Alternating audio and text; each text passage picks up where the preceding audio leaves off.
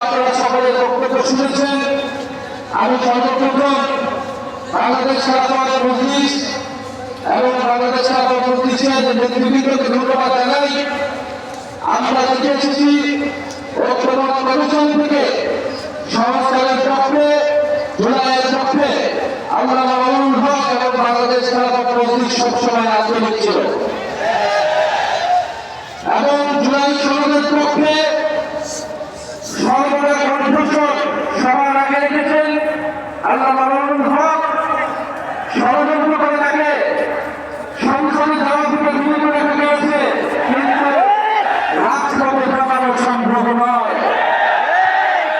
আমরা সংসদে আছি জুলাই সনদ বাস্তবায়ন, গণতন্ত্র বাস্তবায়নের পক্ষে কথা বলার জন্য, আর রাজপথে আছেন আল্লাহ মামুনুল হক সহ নাসিরউদ্দিন পাটোয়ারিরা।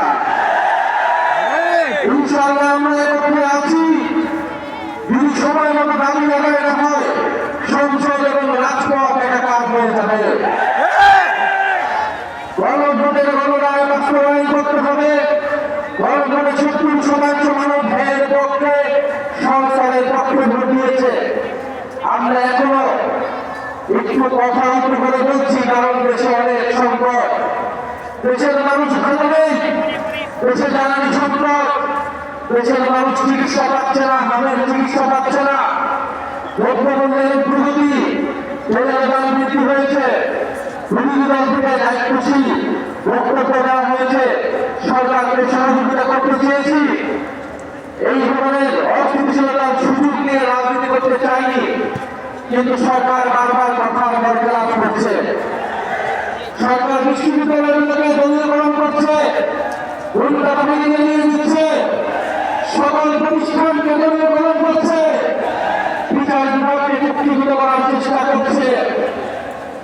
বাংলাদেশের জনগণ, বাংলাদেশের ধর্মপ্রাণ দেশপ্রেমিক মানুষ এই নতুন করে জেগে ওঠা ষড়যন্ত্র, পুরনো বন্দোবস্ত, পুরনো সংস্কৃতিকে যারা টিকিয়ে রাখতে চায় তাদেরকে কোনোভাবে প্রশ্রয় দেবে না।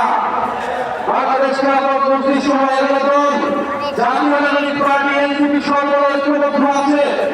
আপনাদের প্রতি আহ্বান থাকবে, গণভোটের গণরায় বাস্তবায়নের জন্য আমরা সকলে ঐক্যবদ্ধভাবে রাজপথের এই সংগ্রাম চালিয়ে যাব, যতক্ষণ না সরকার গণভোটের গণরায় বাস্তবায়ন করতে ইচ্ছুক হয়।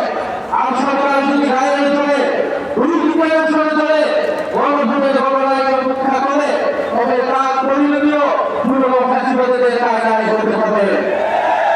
এই হুঁশিয়ারি আমরা দিতে চাই, কিন্তু আমরা চাই দেশে স্থিতিশীলভাবে দেশের সমস্যা সমাধান হোক।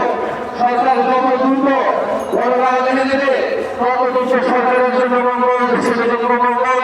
আজকের এই সমাবেশে যারা উপস্থিত রয়েছেন তাদেরকে ধন্যবাদ জানাচ্ছি। আসসালামু আলাইকুম। শুকরিয়া। এই পর্যায়ে গুরুত্বপূর্ণ